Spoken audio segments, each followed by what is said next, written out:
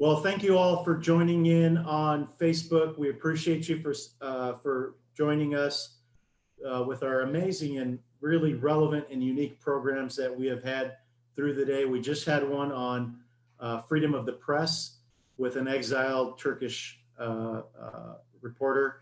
And now we're diving into the Foreign Service panel, which will be moderated by Sherry, and I'll introduce her very quickly. I want to be very short. I do want to thank two individuals who just made a donation, former board member Ruth Chang and Julie Weber from UIW. Thanks for your donation. And Anonymous, whoever you are, thank you for your donation. So we appreciate that. And we're starting just a minute early if you guys are okay with that, and that'll give you a little bit more time. It's good to see all of you. Thank you so much for willing to take time out of your day. I know everyone is busy with these calls and these Zooms and meetings, so appreciate you all. It means a great deal to us. Ladies and gentlemen, what you're looking at here are current and former board members of the World Affairs Council at the very least, and have done amazing work internationally. And Sherry will be talking to them the next hour about their careers and their paths. And Sherry is, she's been an instrumental part of our organization. She's got so many different contacts. She's the chief diplomat and protocol officer with the city of San Antonio. The city of San Antonio, Passport San Antonio, is sponsoring this panel. So thank you for that. Her credentials are many. Samantha is putting her bio in our link. So if you want to learn more about Sherry Dowlatshahi, you will see that in the comment section of Facebook. So without further interruption, I want to introduce our board member and the one and only Sherry Dowlatshahi. Thank you, Armin. Thank you very much. And first of all, let me thank you and thank the World Affairs Council for organizing this panel as part of Big Give SA. What a great day to be here and speak with everyone and share this wonderful, distinguished panel of professionals that are joining us this afternoon. And yes, I work in the area of international relations, but at the local level. Subnational level, and I head up the global engagement team at the city of San Antonio. And so the focus of our conversation today is about careers in the Foreign Service panel, in the Foreign Service. But I do want to highlight that if you are interested in international relations at large, there's just a wide variety of opportunities that you can find in higher education, in local government, as well as in the corporate sector. But of course, our focus today is about the Foreign Service. And I'm hoping that today with our session, we're going to be able to appeal to many of our budding diplomats who have joined the session because they really want to learn more about joining the Foreign Service. And so I really do hope that today we ignite the interest of those who are watching us, and we encourage you to join the chat group. In fact, I need to go ahead and activate the chat myself so I can see the comments as they're coming in.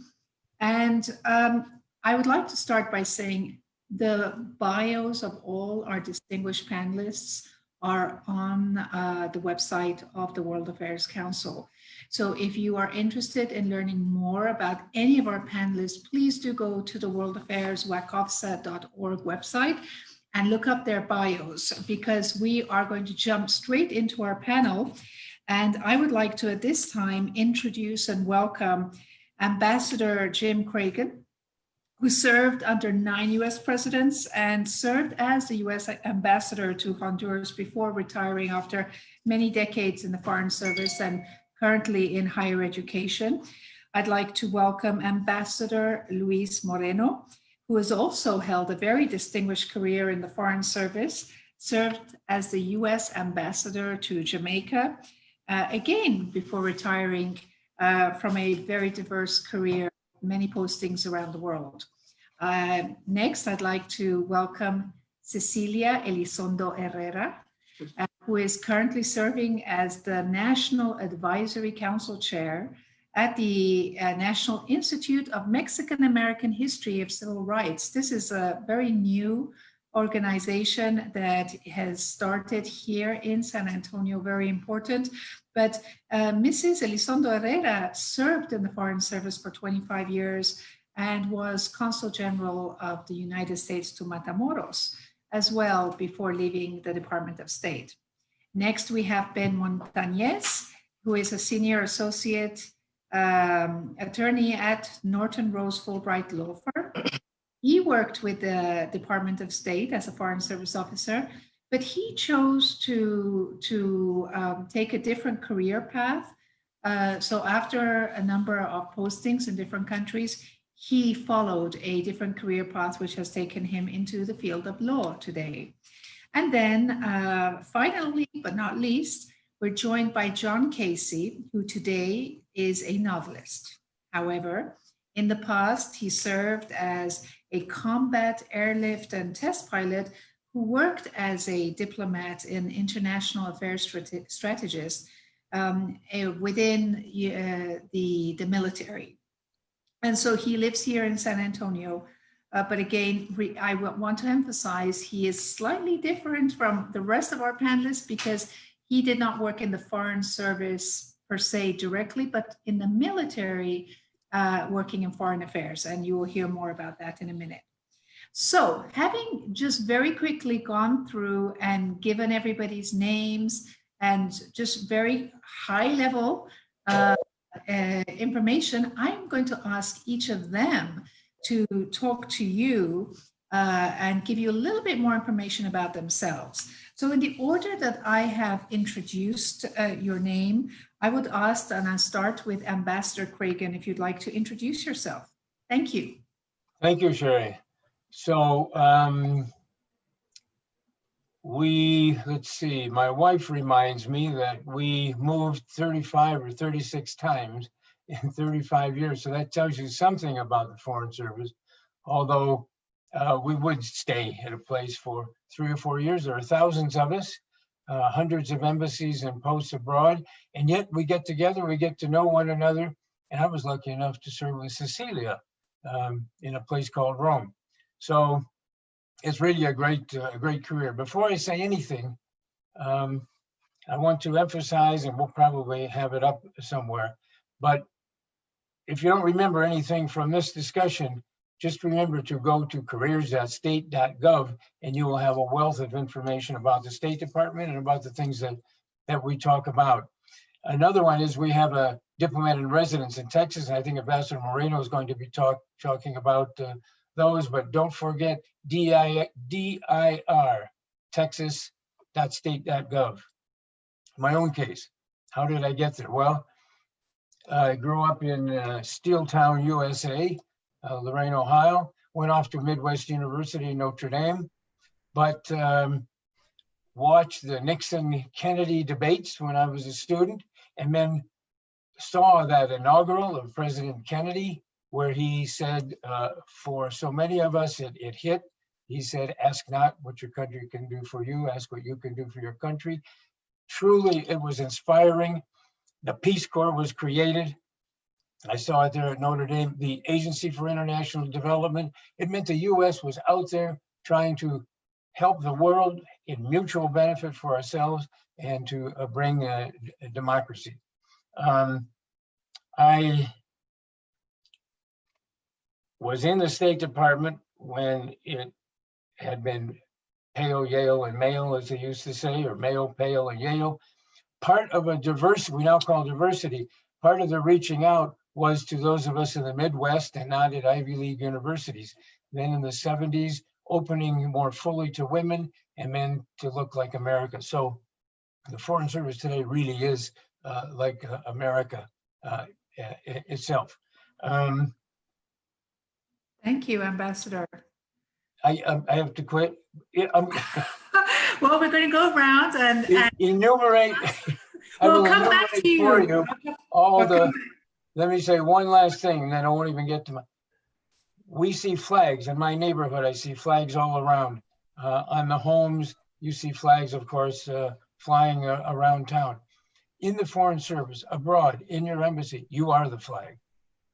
And you represent America. And my wife and I, in that case, represented America. It's really important to remember, yes, we flew our flags from the embassy, but we were America. And that's gives you a great feeling of pride and a stimulation to do something for America and the world together. Great, thank you so much. And you're absolutely right there. And thank you for that reminder. And with that, I'd like to invite Ambassador Moreno to give us a very short update about yourself. Yes, good afternoon, Sherry, and thank you very much for hosting this along with the World Affairs Council. I spent most of my adult life as a Foreign Service officer, born and raised in New York, and it was sometime after the Iranian hostage crisis that I decided to look into it. I had taught for a couple of years. I first went to Bogota, Colombia. I was a vice consul doing interviews in the window, and Pablo Escobar decided to bomb the embassy, and I became a police advisor overnight, and it kind of affected the rest of my career. I ended up spending, if you count my time as the desk officer, probably close to 8 years involved in Colombian affairs, because I went back and I was director of Plan Colombia from 1997 to 2001. Also did 2 tours in Haiti. Haiti's a remarkable place where they have so many repeat offenders, I like to say, people who served more than one time in Haiti. I was served in as the acting ambassador in Madrid, in Consul General in Monterey. I was acting ambassador in Israel, where I had the tremendous fortune of meeting Mr. Montanez, who, although he didn't work for me exactly, he was in what was then the Consulate General in Jerusalem and was a rising star. And I was a DCM in Israel, in Tel Aviv. Now, of course, the embassy's moved to Jerusalem, but some of my greatest diplomatic accomplishments were not with other countries, but with our Consulate General in Jerusalem. I really recommend it. It's as Ambassador Creagan said, you are the flag. You are on duty 24/7 when you're overseas. It's the most rewarding, most incredible experience that I could imagine. So just happy to be here. Thank you so much. And I'd like to invite Mrs. Elizondo Herrera to share some of her background with us. You're on mute. Pardon. Thank you. I am honored to be among this group today, and I am a San Antonio native and come from a line of public servants. My grandfather was a policeman. My father worked at Kelly Air Force Base. My brother's a firefighter, retired chief. And public service has always been in our family and a part of who we are. So I went to high school at Incarnate Word, college, Incarnate Word, or it was a college at the time. I graduated from Our Lady of the Lake, went on to a master's at St. Mary's, and worked for 10 years in San Antonio with the Alamo Area Council of Governments. And that's when I really honed my skills in public service. And it was the impetus for me to take the Foreign Service exam in 1985. And it is a bit of a process. I was actually hired in February of 1987 and had the most wonderful 25 years in the Foreign Service, working in 16 different countries in 25 years, sort of like Ambassador Creagan. You just move and move. But I've always loved languages. I've always loved travel, and it was the perfect career for me. I now am retired. I have 2 wonderful sons that are lawyers, and my husband, Frank Herrera, in the family law firm, and 6 beautiful grandchildren, 2 wonderful daughters-in-laws, and I'm enjoying serving on boards here in San Antonio. Thank you. Thank you very much. And Mr. Montanez.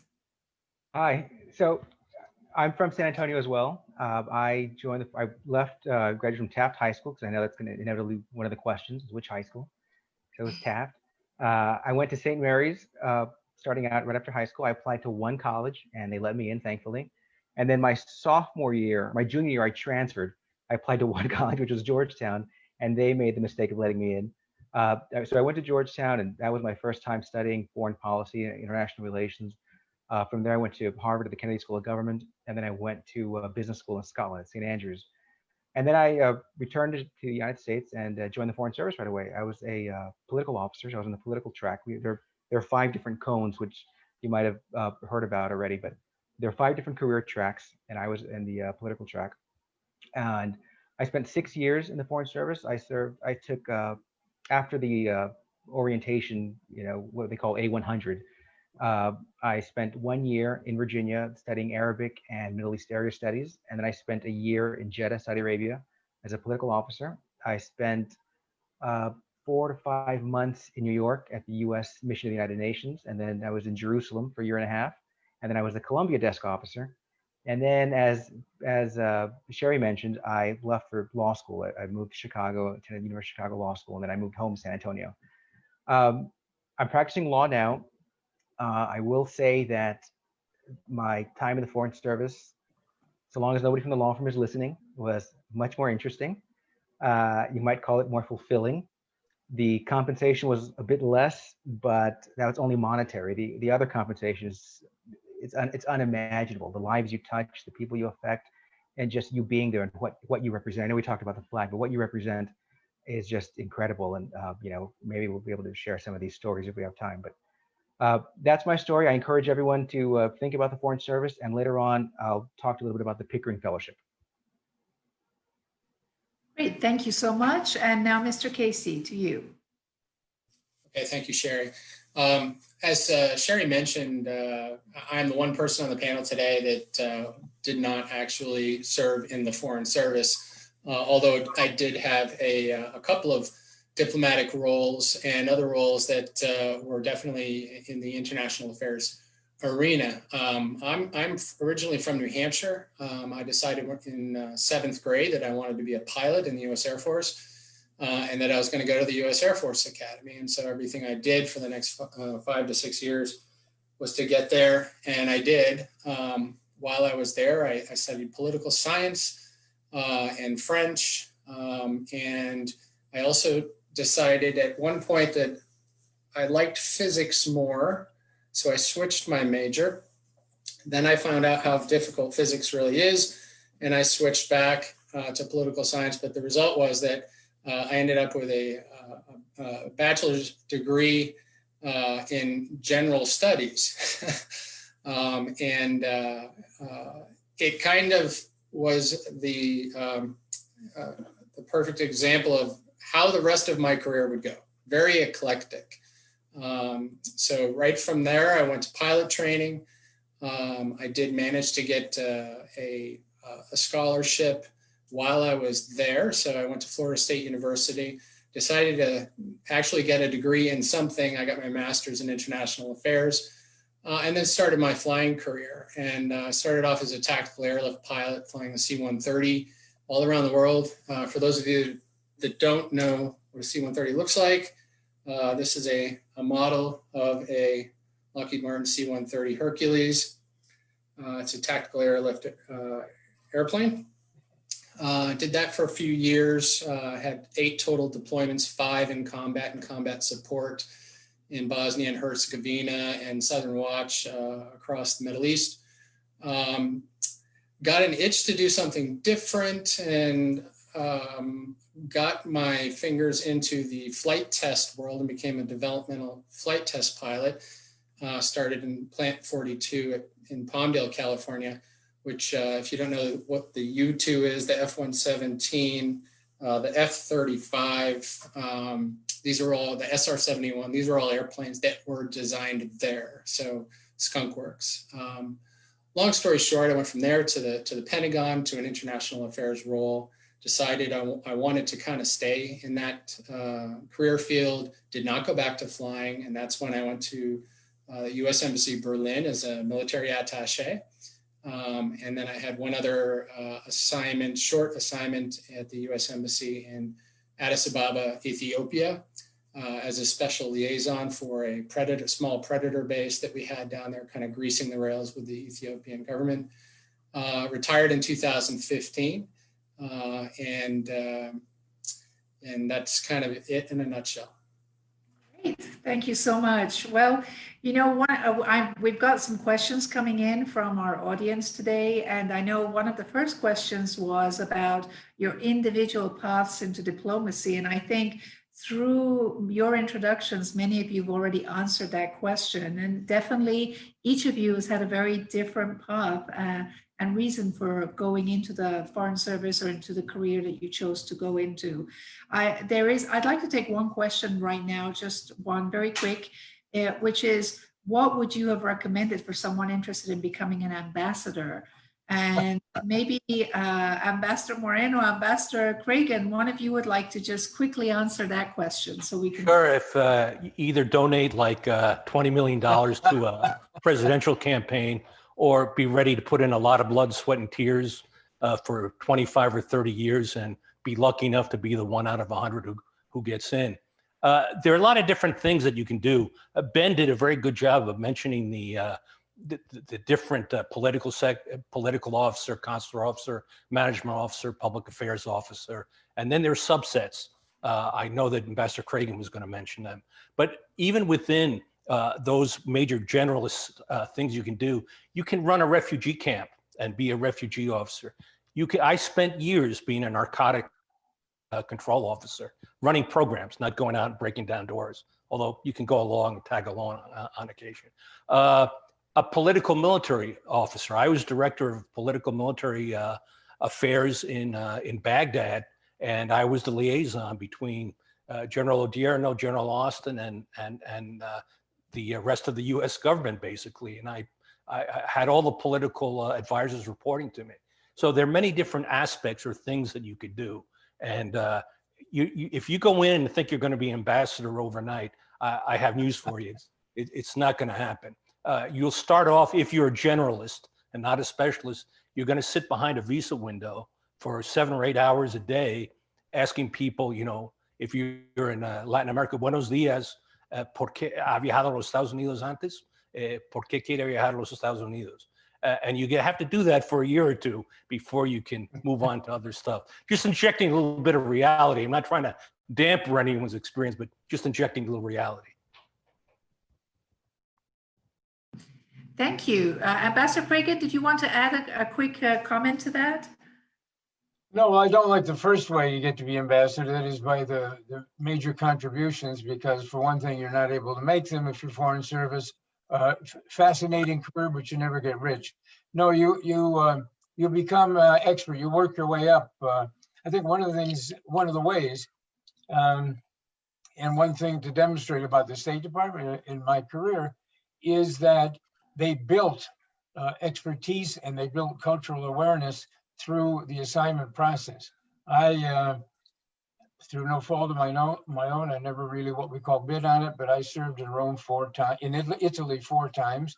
So I was an Italian hand, as they used to call it, Italian expert. And that was important in the days when the Soviet Union still existed and we were in a Cold War and we were working to bring them down, so to speak. And then Latin America, many countries, I served in many countries in Latin America, and that built up expertise. But a lot of luck is involved. Probably doesn't hurt to meet whomever is president and maybe work with them some, so that when the name goes before them, because you're always the president's nominee. So when the name goes before Bill Clinton, he says, oh yeah, I remember Jim Creagan from Naples. We had some pizza on the street or something. So it's hard work, as Louise says. Students will tell you, I want to be an ambassador like now. That doesn't happen. But okay. Let me say one thing about where you can come from. I have had, and I'm going to talk about internships, students from St. Mary's and from Incarnate Word, where I taught before. They start with internships. They find out whether or not they're interested in the career, and they come in with the idea, this is a job, it's just a job, but they better also have in mind, and I think they'll get to that, it's a vocation. It's something more than a job. And I think if you're going to work your way to ambassador, it had better be a vocation. Great. Well, Ambassador Creagan, in fact, you kind of helped me with a segue into our next question. My next question to our panelists really has to do with some of the opportunities that are out there for students right now who are looking at this and who are interested in getting engaged in one way or another. I know that Mrs. Elizondo Herrera, she referred to the Foreign Service exam in her comments. And I will say that, you know, I personally have never taken it. I haven't taken that track in my career, but I have met so many people who have taken the foreign exam so many times, and it takes maybe 3, 4, 5 times before they can get into the Foreign Service. It may have been different, but that is something that we hear a lot about. It doesn't mean that you should be discouraged. I keep hearing, just try again. If you really want to get in, try again. But our panelists today have other types of resources that they can bring with you. And so, Ambassador Creagan, you referred to internships. I think it would be great. This is a great opportunity for you to please elaborate a little bit more on internships in the Foreign Service. Thank you. Great, be happy to do that. Cut me off if I talk too much. As an old professor, that's what happens. Yeah, I have students come to me at St. Mary's now, and as I say, in prior universities like UIW, and expressing an interest in a career overseas, and of course in being ambassador. And I always tell them, well, you know, do you really know what it's like to live beyond San Antonio, to live beyond Texas, out in the world? I remember my wife told me when we first married, why would anybody want to leave Texas? Well, anyway, we did. The Foreign Service. I tell them, try an internship. We have internships at the State Department, and that's good. All these different functions, some of them Ambassador Moreno was talking about. But then we have internships in embassies abroad. So you go, for example, for a summer internship, about 6 weeks, something like that, at our embassy in South Africa, our embassy in Santo Domingo, or our embassy in Mexico. And you learn how it is to actually live there, because you're living amongst the Foreign Service officers and those from many other agencies who are in that embassy. And you get an idea from them. Well, how is it? What about raising kids there? What about my being outside the US for this long? It tells you a lot. So go for it. We have summer internships coming up. They're not paid. We have a few paid internships, but generally they are not paid. If you're interested in next summer, you've got until September 16th to apply. So again, get in touch with dirtexas.state.gov or go on careers.state.gov. You've got a few weeks. Then we have internships for a whole semester in the fall. And then if you want to apply to that, you've got time, maybe until February. I'm not sure, look that up. And then we have internships in the spring as well.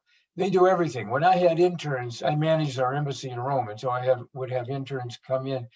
Some would be, I'd say, go with the political officer, stay with them, go to the foreign ministry, take notes at the foreign ministry to find out what it means to do a démarche, to have a meeting between the United States and the foreign ministry people from another country, what it is we want them to do, how we want them to vote at the UN, whatever.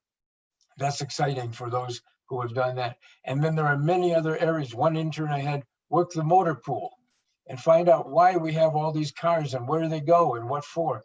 That kind of thing. Many, many, many different jobs. And you can find it on careers.state.gov. And maybe there'll be a question for us on that. You have to have, I'm sorry to say, you have to have a 3-point average. You've got to have a B average to be considered. And then there are a few which are paid. Thank you. Thank you, Ambassador Creagan.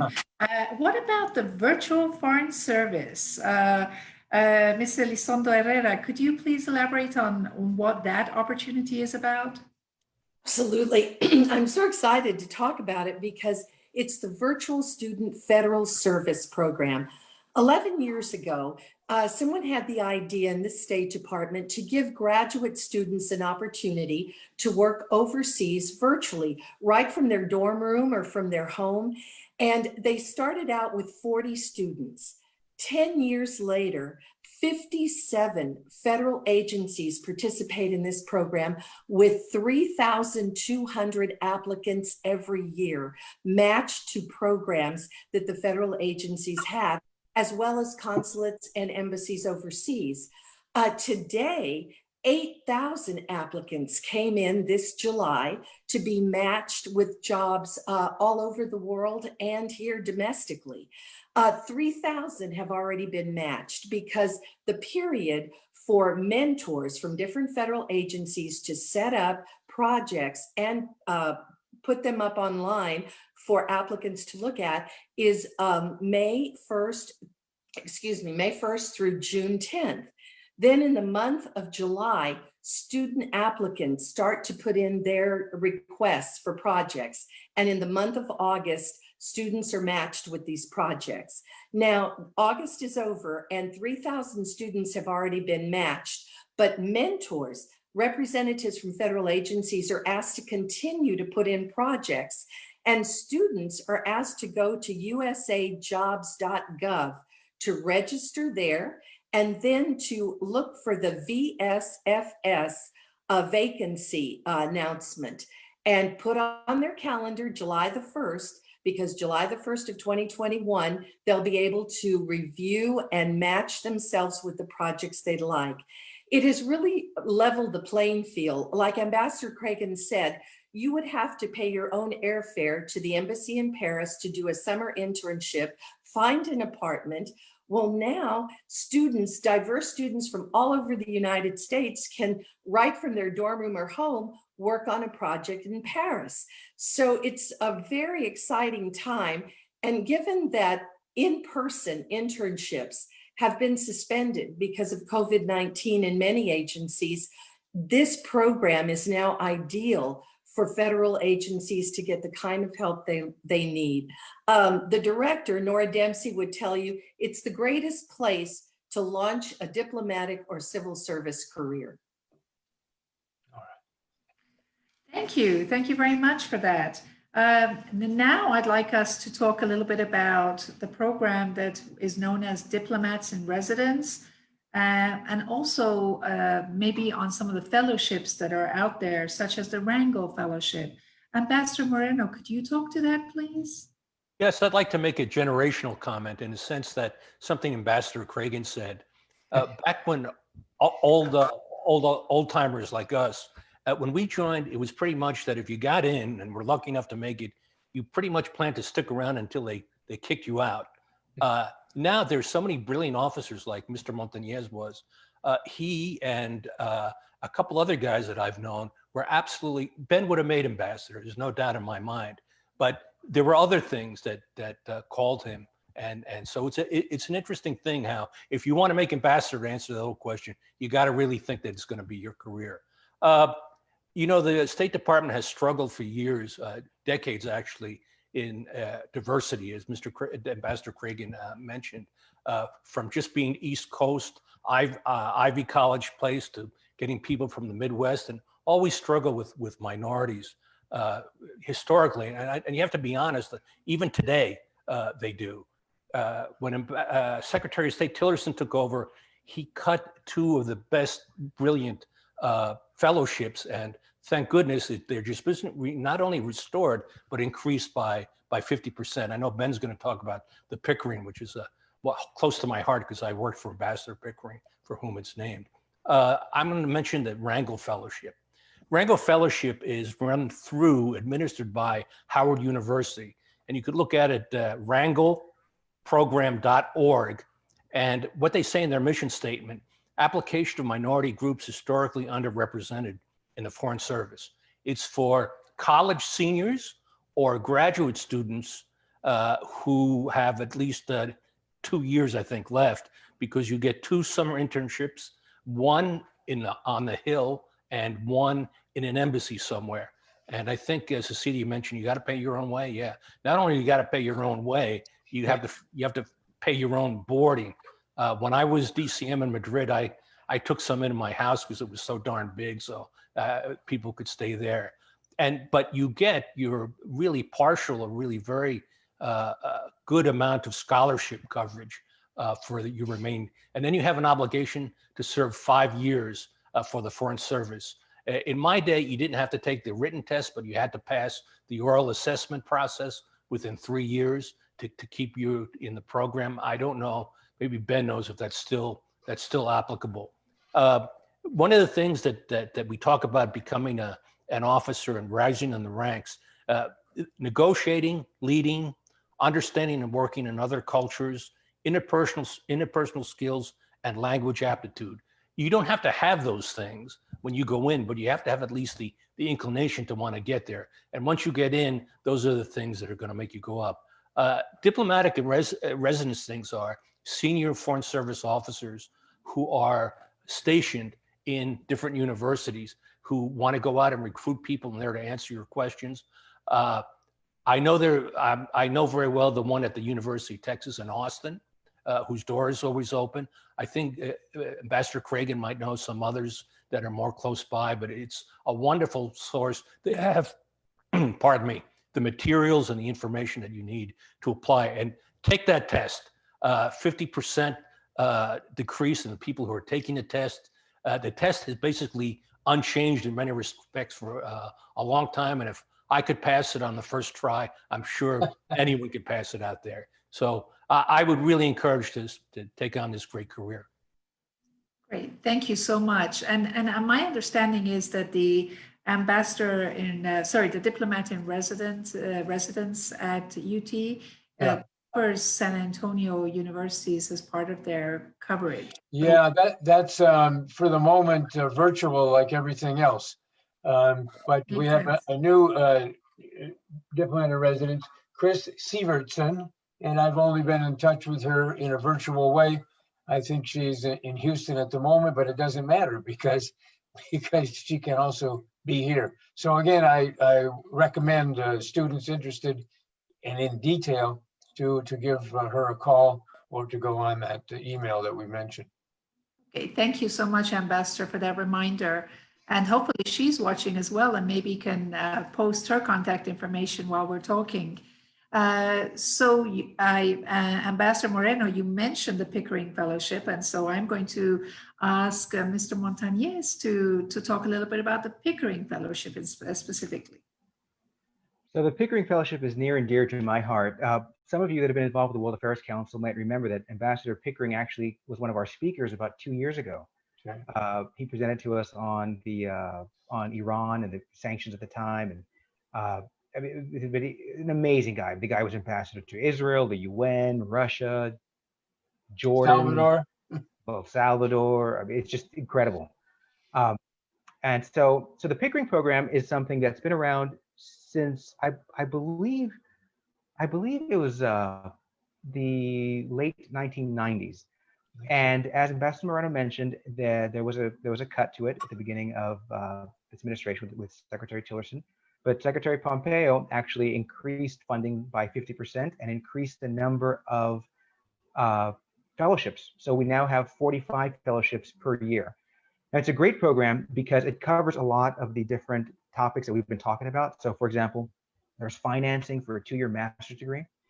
Generally, they're looking for applicants that are either recent college graduates or college seniors who intend on getting a 2-year master's degree. It doesn't have to be in international relations. It could be in public policy. It could be an MBA. I've seen people that had a master's in social work. I mean, really, it's up to you, but it's got to make sense for your application, obviously. But 2 internships are included, and those are paid internships, which makes all the difference in the world. Because if you go abroad, now these aren't on the Hill. These are all at the State Department or abroad at an embassy or consulate. But you'll be provided diplomatic housing abroad, and you'll be providing a stipend. I believe it's somewhere around $5,000 to $6,000 the stipend. And that's for the summer. That covers 8 to 10 weeks. But again, you'll be surprised. You're going to be taken out to lunch by Foreign Service officers, people around. You're not going to be paying for drinks at the bar. Not that you should ever go to any bars in foreign countries, but your housing will be subsidized. You'll see that it's going to be, that money will stretch far enough. Also, you'll be assigned a mentor in the Foreign Service, a Foreign Service officer mentor, which is going to be, that's invaluable. I mean, that's great just to be able to pick somebody's brain and ask them about ask for their advice, for their journey, their path. They can tell you all the secret codes, about, the suicide box in your evaluation, about how important your cordial reputation is, about all of these things that you didn't even know existed. Also, there are other programs involved, professional development activities and programs, and they have speaker series. It's all on Zoom right now. Everything is virtual, but usually they would fly people back to Washington to do certain events or have visits to different schools. As far as the finances go, as I mentioned, they will provide funding for 2 years. Last time I checked, it was about $39,000 or $40,000 per year. But as I understand it, the department works with a lot of the top universities, the LBJ school, the Kennedy School, SIPA at Columbia, where that school is willing to match whatever the Pickering program is giving. And it might not match dollar for dollar, but it's going to come very close to being a full ride. In exchange for this, you'll commit to a minimum of 5 years in the Foreign Service, which again, it sounds crazy because you're committing yourself in exchange for receiving hundreds of thousands of dollars worth of value. And if you just go the regular route, you can be one of 50,000 people to get 1,200 slots. So, I mean, it's really a great deal if you can get it. The deadline is October 21st of 2020. So you still have 40 days to apply. The purpose of the program originally was to expand the scope of Foreign Service officers coming into the department. And so there was an emphasis on geographic diversity, ethnic and racial diversity, gender diversity. They've added a new one in the last few years of social diversity. So economics and people with economic background is now a factor, and it's something that people talk about. And one of the problems is, as Ambassador Creagan talked about, the Yale pale male, and I would add Episcopal because they didn't want Catholics either. That kind of, that was one of the things that Pickering was trying to address. And one of the things that, again, wasn't mentioned was that there aren't a lot of Texans that apply because people have the idea, why would I ever leave Texas? And so I'm glad that we're doing this, and I'm glad that we're able to talk about it because we need more Texas applicants. I had the opportunity to serve on 3 of the selection panels in the past, and I can tell you, plenty of Virginia, plenty of New Jersey, New York, plenty of California, some Illinois, never very many people from Texas. I would encourage everyone to apply. You can feel free to reach out to me if you want to talk about it. But I think it's a great program. The application process isn't as bad as you think. It'll be 3 or 4 essays, about 500 words or less, 2 recommendation letters, and then your transcripts, and that's pretty much it. So I would encourage everyone to apply. October 21st is the deadline. Finalists will be notified November of 2020, and you will be notified if you were selected in mid-December of this year.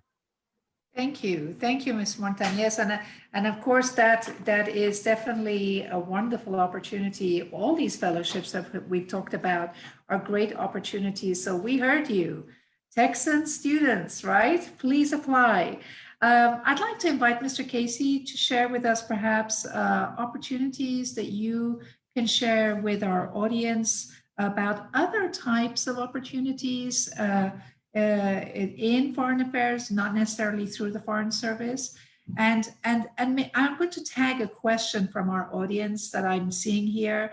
It's if you retire or transfer careers from being a military officer, where would you potentially start out in the Foreign Service? I don't know if you feel comfortable answering that, but I'll ask you to kind of start with the one thing and maybe finish with that. Thank you. Okay, great. Yeah. So as far as, as I mentioned, I had 2 opportunities to serve in U.S. embassies. I also served for the Secretary of the Air Force and the International Affairs Directorate at the Pentagon. And so kind of on the opposite end of that. So I worked directly with all the foreign embassies in Washington, D.C. to try to get them basically to buy U.S., right? To buy our airplanes, to buy our missiles, to buy our drones, our bombs, so that we do have, that interoperability, especially, like with the NATO countries and that sort of thing. But during those two stints in Germany and Ethiopia, you know, once you're there, you realize it's not just foreign service working at the embassy. There are other types of attaches, and probably the largest group outside of the foreign service that you'll find is the Department of Defense. And so, for instance, when I was in Germany, we had a defense attaché who was our leader, and then we had representatives from the Navy, from the Air Force, from the Army, 2 of each. So we had 7 officers, and then we had support staff that were also military. There was a liaison from the FBI. And then one thing that we haven't talked about is the Central Intelligence Agency. Obviously, they have a lot of people overseas, and there's a lot of opportunity there. Can't talk to how you might get into the CIA per se, although I do have a link that I can drop into the chat window for CIA careers. I also have another link, and that is to the Foreign Area Officer Association website, where it talks about each of the service's FAO programs, so Foreign Area Officer. And as a group, that's what we are called, military attaches, military diplomats. The Air Force has a different term, regional affairs strategist, but it's the same thing. And there are differences between the services, though. If you decide to go in the Army and you decide that becoming a foreign area officer is the career that you want to follow, you can do that, and you can do that your entire career that you're in the Army. In the Air Force, it's a little bit different. It's looked at more as a career broadening opportunity.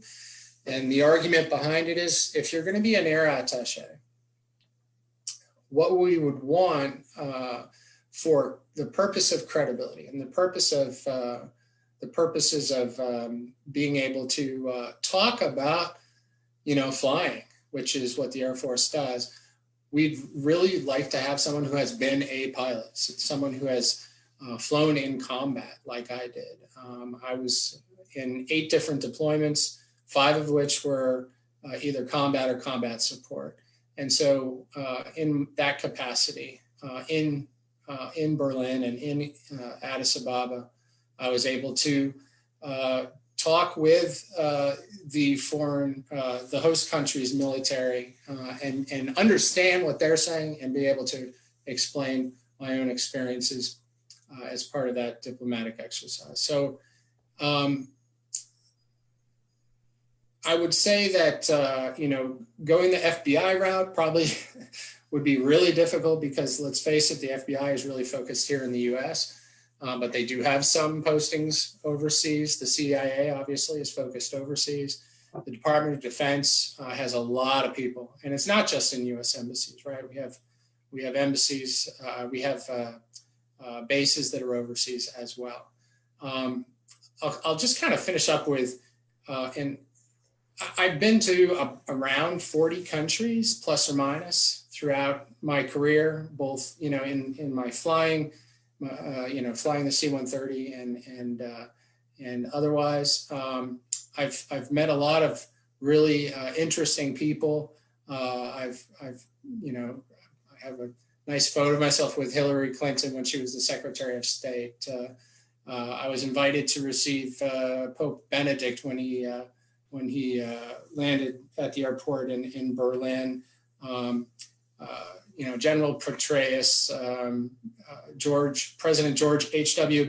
Bush, President George W. Bush, and First Lady Laura Bush. So these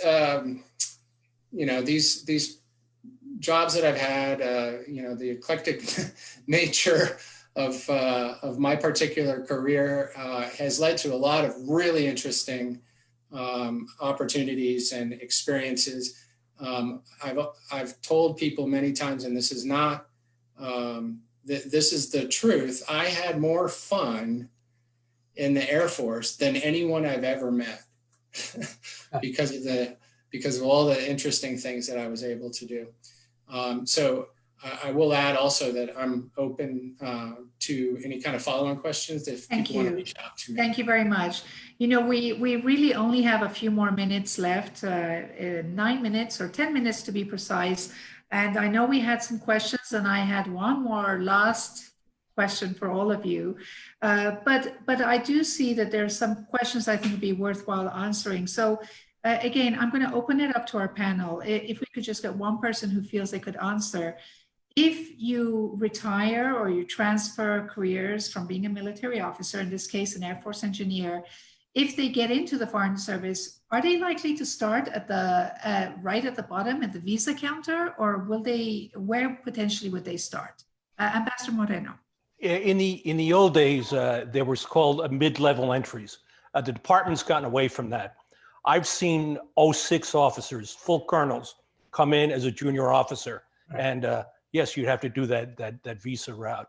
To follow up on JJ, there's 24 U.S. government agencies that work overseas that come under the ambassador's chief of mission authority. Everything from postal inspectors to FDA guys, to guys who agriculture, everything. So it's not just limited to the military or the State Department. But yeah, I've seen guys who are staff sergeant, Marine security guards become Foreign Service officers, and I've seen U.S. Army 06 colonels become Foreign Service officers. But kind of you got to start from the beginning these days. Ambassador Creagan, you wanted to add something? Okay, 10 seconds, yeah. For example, in Rome, as deputy ambassador, I had to manage 35 agencies. That gives you some idea. But let me tell you a really quick story. So the commander of the 6th Fleet, my friend the admiral, was retiring. I said, "What are you going to do on retirement?" He said, "Well, I'd like to be a U.S. ambassador." I said, "Oh." He said, "What are you going to do in retirement?" I said, "Well, I'm going to manage that aircraft carrier out there." He said, "You don't know anything about it. How could you do that?" And he was right. I didn't know anything about it, and I didn't do that. He got to be ambassador. His first job. I think he did something else besides the military. Great, thank you. Thank you very much. There was another question here, which was interesting. How helpful would you say it is to receive a Gilman Scholarship, a Barron Scholarship, or a Fulbright as a pathway to the Foreign Service? Is one of you ready to answer that question? Okay, Mr. Montanez, go ahead. So it's not a direct entry because you just have to do the exam. You've got to pass the written exam and the oral exam. But I will tell you that it is taken into consideration when applying for the fellowships, the Wrangell and the Pickering fellowships. The fact that someone has done a Gilman or has been abroad for a year or done a Fulbright, or a Truman is another one.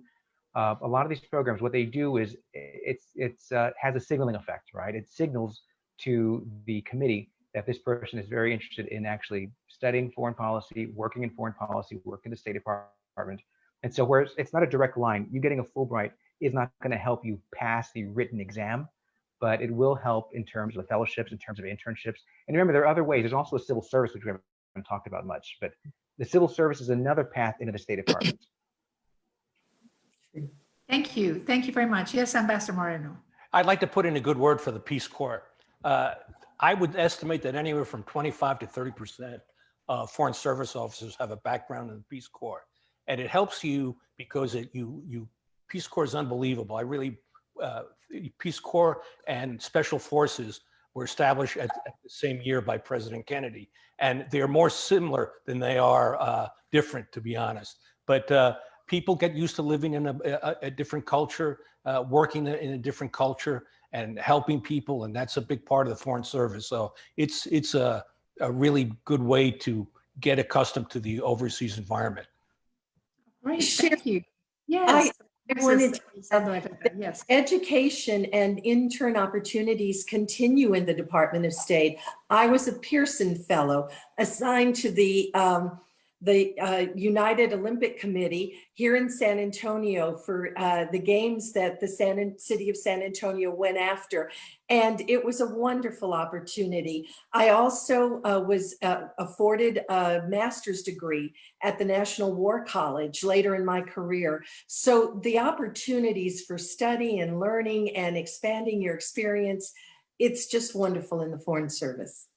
Thank you. Thank you very much. Well, we have 5 minutes left. So here's a big challenge to each of you. Do you think that in 60 seconds, each of you could maybe share a, obviously summarized version of an experience that you recall that you would like to share with our audience about your time as a Foreign Service officer?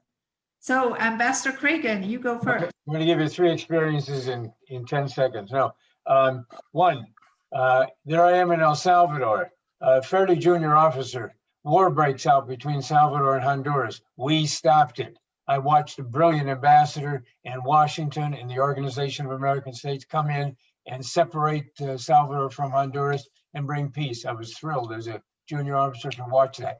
In Rome, when I was at the Vatican, U.S. Embassy to the Vatican, I had the privilege of being U.S. representative with the non-governmental organization Sant'Egidio that mediated between the Civil War opponents in Mozambique, the government and the rebels, and got peace. I mean, that's a truth. And then in Honduras, massive hurricane, Category 5 Hurricane Mitch.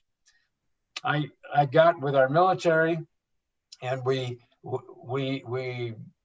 brought in assets, as they call them, from Panama. We rescued people. We helped rehabilitate. We built bridges, and my wife had in our house 45 orphans and 7 nuns who lived there for a couple of weeks because the orphanage was flooded out. So lots of things, exciting and doing good, and for the U.S. Interest and the interest of others. Mutual benefit. Ambassador Moreno. Yes, you can mention all the big macro things, but I think helping people, and my entire 35-year career, I remember a 15-year-old Iranian girl whose father was a member of the Green Party, and the Iranian regime was looking to put him in jail. The 3 daughters scrambled and got out of the country to follow him into Scandinavian exile. However, the youngest daughter, 15-year-old, only managed to get across the Iraqi border, and she was seized by Shia militants. And they asked me to get her out because I was the political military chief. And sometimes it's better to ask for forgiveness than permission. And I had to scramble, get an aircraft, get a helicopter, get an armored personnel carrier, get some military unit to help me. And we conned the people into handing over this girl to us. She's covered head to toe in a burqa, petrified, put her in an ACP, put her in a helicopter, a plane, took her to a safe house in Baghdad, and got her to rejoin her father in Scandinavia. For me, helping that one girl is this thing I'll always remember. Thank you. Any of our other participants? I'd just like to say that I had hundreds of wonderful highlights in my whole career, but what I learned, I think, was the most important. And that's that we're basically all alike. We cherish what we love. We work hard for what we believe in. And we all believe we would deserve respect for pursuing life, liberty, and happiness. And it was the greatest experience of my life. Thank you. And Ms. Montanez? I had a much shorter career. There were some highlights. The one thing that I took away, though, was I was 25 years old. It was my first tour in Saudi Arabia, and a group of Filipinos, Ethiopians, and Egyptians came to meet me. I was a fairly new political officer, and they wanted to talk to me about the religious persecution that they were suffering. And several of their compatriots had been put in prison for holding a Bible, for attending a Bible study. And when I first talked to them, I had no idea why they were talking to me, since I wasn't the Filipino consulate or the Egyptian consulate, and I'm not sure why. I was there to do something else. But in talking to them and being able to do some of the work with them and back with the department, I realized what America really represents to the world. And aside from what you see on news, aside from what you see on TV, the role that America plays, the soft power, the fact that people look to us to fix things that really aren't directly our problem, but they are our problem because of our role in the world. That's just something that you can't read in a textbook. It doesn't matter how many master's degrees you get until you're there on the ground and these people are talking to you and asking you for help. It's just incredible. And that was one of the biggest takeaways that I had in my much shorter career. Okay, great. Well, thank you very much. I know that I'm getting signals here that we have run out of time, literally. And so I hope, Mr. Casey, you don't mind that we skip this one just so that we can be on time for the next program. A note to everybody who is watching this panel today. A number of resources were shared with you, and you should be able to access them through the World Affairs Council. A number of our panelists have offered to speak to you if you want to talk to them and learn more about some of the things that was shared today, whether it's in the Foreign Service or within the armed forces in terms of foreign affairs. So do reach out to the World Affairs Council of San Antonio to get yourself on the books and connected. And also, if you enjoyed this program today, please consider donating to Big Give SA to the World Affairs Council.